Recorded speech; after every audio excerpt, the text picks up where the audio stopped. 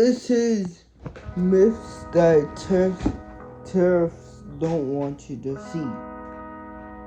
Why are they myths and why are they not real? I'm gonna tell you that today. The reason why these are myths that being pushed by academics, that are pushed by theories. It sounds very good on paper, but not in the real world. Now, coming from somebody that wants to jump in a business, wants to do business, you gotta watch these type of stuff. I say that because it tells you myths, tell you what's a myth and what's real. If you get what I'm saying. I tell these to you, it's gonna make perfect sense. In theory it sounds good, but the real world is so complex. Even told if they put tariffs or use tariffs, that hidden taxes will be real. So he's gonna lower taxes, but now that's a hidden tax, number one. Number two, consumers is the one that's gonna pay this. That's gonna pay more. That they tell us that you're gonna start paying more for inflation. Prices that's gonna be going up. Prices gonna keep going up and keep going up and keep going up. First of all, when we talk about tariffs, there's three parties involved. First, you have the exporter. Another country, if you will, like China, like countries like that. We're exporting them to US, to the flag from China to third party in this is you is the consumer, well, the buyer. We buy from Walmart. Picture a flag on top of Walmart and a person that's buying groceries. Imagine you buying groceries now, today. You're probably somebody probably went grocery shopping. Probably just got back from grocery shopping. There's three people in this chain, so the United States or policies, we're gonna add 10% tariffs. In China, 25. We're gonna increase tariffs. First of all, where does that get actually paid? The person who pays it is the importer, which is Walmart. Who's gonna ever import this is gonna have to pay the new percentage of importers, not the exporters. By saying that, I mean China, not the consumer. They have to pay. The US, our flag, has to pay them. However, this is where free markets or capitalism or Bitcoin comes in. Back to Walmart, they can't afford to pay 100 or %. Let's say they can't do that. So let's say, it's gonna be split between these three parties. But mainstreamers wanna confuse you, saying, oh, we're paying for the food, we're paying for all that. Really, that's not the case. They're probably not gonna pay any of it. And this Walmart's gonna push this back to the importing countries. Like China, for example, like I said earlier. Like countries, not ours, but other countries, they're gonna push it back, take it back. And they're gonna say, oh, I don't have that in my margin, or I don't have that type of money to buy it from y'all. So they're gonna send it back. The importer or the exporter is saying you gotta lower your prices or lower them down for me to take it from you. You done bring it all the way over here. You need to lower your prices so Walmart can buy. The producer's gonna push that back down to the commodities, to the labor, to the everything that's on that boat that's coming here for us. Food, everything, down to everything.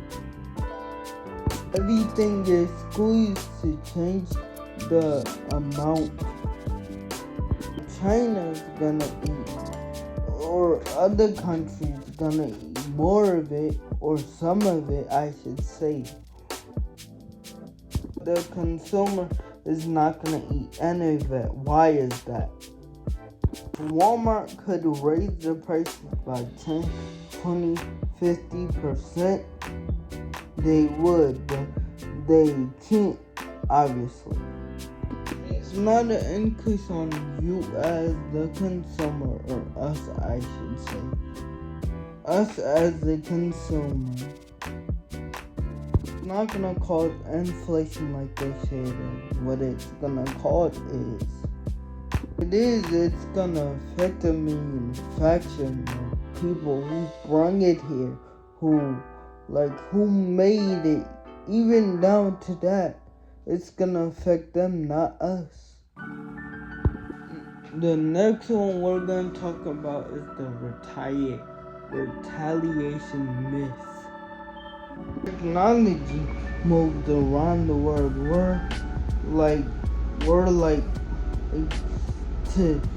exposed to much of technology nowadays because we got our phones, we got these type of things.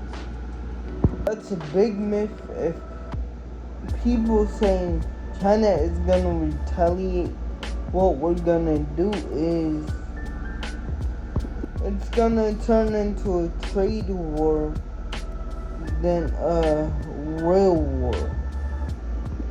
Real economics matter, and what you'll find out is strategic thinking is much more powerful than emotions. In theory, I guess that makes sense, but in the real world, if I act emotionally, I will put people I wish I would act emotionally at risk. I would act like a kinda off my emotions. What I find is we think strategy over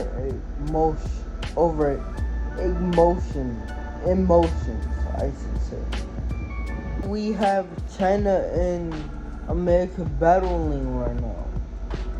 America wants to impose on China. America has strategic things they can do. Sure, they can start a war with China, and why would they do that? So they have leverage, talking about China starting wars. They have leverage, they can manipulate their currency use like things we need. They can like most of the stuff that we get from that these places we get from China, so they can try to keep it to themselves.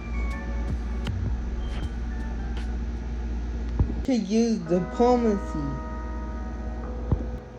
can try to come and talk about this. The U.S. also have leverage too. That's the tariffs already been gone. The U.S. could do sanctions because it shows the global monetary system, so it controls sanctions. It can restrict technology, advanced chips that China cannot have, that China needs, cars, like stuff like that.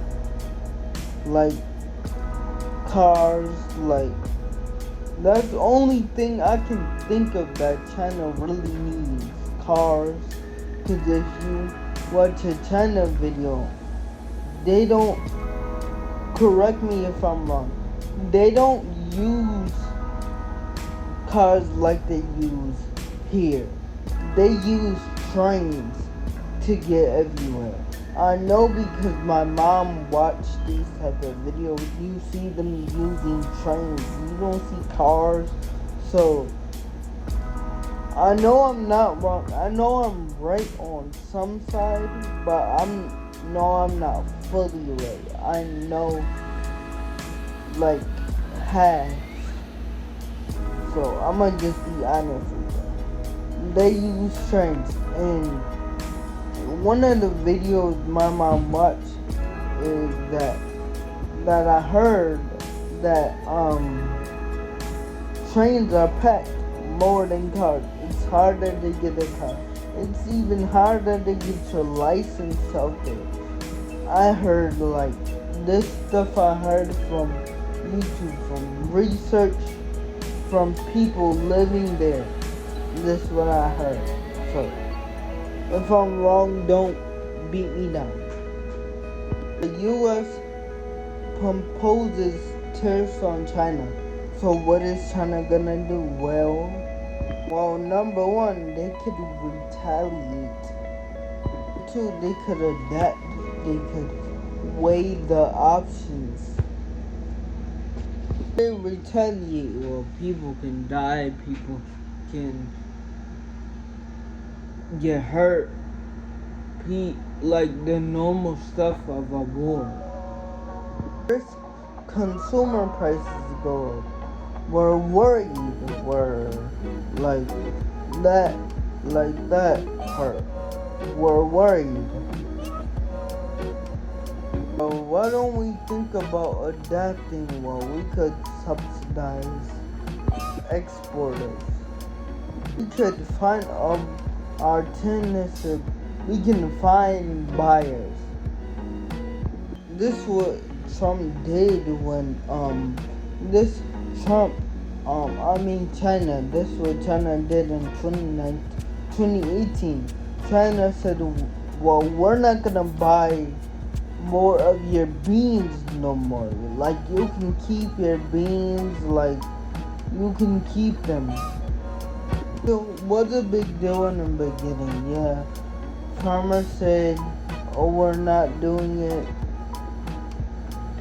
The U.S. could have retaliated back, but instead, US went to the adapt route and they find Europeans to buy the soybeans. Went to, I guess, Brazil to buy it. And so by saying this, things adapt. Instead of creating a war, things adapt. People surely could go over war doing it, but things adapt, the world changes. Okay, myth number 3 is the comparative myth. Economic 101, they're telling you that every country should specialize. They're saying That you build the clothes, you build the house, you build, and this is all great. This is all great. Say globalism, however, each country should specialize. Trade will always win, but that's always false. So in a classic way of saying it, another country would make a lot of wool. Then we have countries too that are really good at growing grapes. Country 2 will just make the grapes, and country 1 will just make the wool. Well, we'll trade for that and just trade. So that is a classic frame. In the real world, we saw a 1990 Taiwan, which leads into computers, electronics, and all these devices. Now Taiwan has microchips, something best in the world right now. What are we talking about right now? We're talking about the pyramid. This is a strategic advantage. So what do I mean by that? Pyramid B will be do what you get out will make the wool. Strategic or good or do a smart idea, I should say. Do what you're good at, not what you need. So we might be very good at wool, but and also need weapons. Might be very good at one, but we might need clothes to have on our back. We think the economy stay the same forever, but really understand learning good technology or thinking good things like things change, the world change, our economy changes, things like that nature. When you start at the bottom, so like we're